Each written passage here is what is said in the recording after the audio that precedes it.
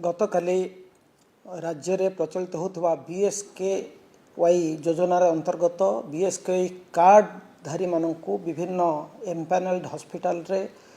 चिकित्सा रे अवहेला संपर्क रे किछि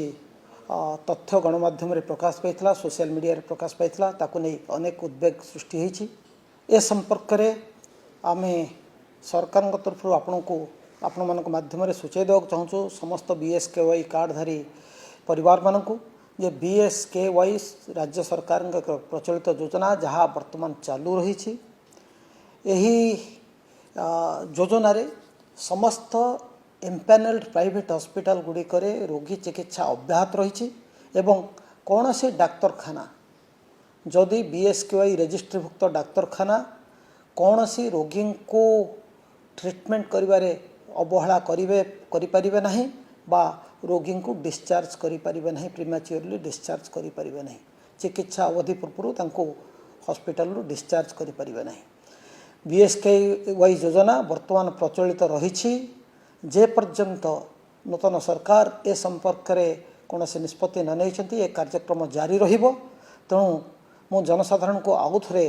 आश्वासन देवा चाहूँ जे बीएसकेवाई कार्डधारी समस्त रोगी मानकर चिकित्सा रे कौन सी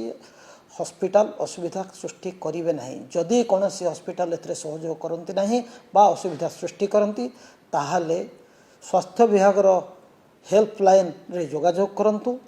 एवं राज्य सरकार संपृक्त हॉस्पिटल कर्तृपक्ष को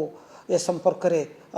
जणे समस्त कार्यक्रम ग्रहण करेंगे एवं जदि कौन सी क्षेत्र में कौन सी हॉस्पिटल एथिरे अवहेला करती तांको विरुद्ध रे दृढ़ कार्यानुष्ठान ग्रहण करा जिवो। बीएसकेवाई योजना वर्तमान चली जदि नूतन सरकार अन्य कौन सी कार्यक्रम आरंभ कर निष्पत्ति नेबे ताहले रोगी माननकु नूतन व्यवस्था रे पर्याप्त सुविधा मिलवा पर्यंत बीएसकेवाई रोगी मानकर जो ट्रांजिशन फेज रे चिकित्सार सुविधा दियाजिबो। तेणु जनसाधारण मन में कौन प्रकार आशंका हेबा कथा नुहे जे बीएसकेवाई योजना कौन सी अल्टरनेटिव योजना स्वास्थ्य योजना नहवा पूर्वर बीएसकेवाई योजना को बंद कर दिया जाउछि। पुणी थे जनसाधारण अनुरोध जदि कौन से असुविधा देखती बीएसकेवाई कार्ड को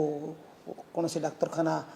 मानती ना बा अमान्य करती बा रोगी चिकित्सा रे अवहेला करती ताहले स्वास्थ्य विभाग हेल्पलाइन रे जनइबा पे मु समस्त अनुरोध करिबे।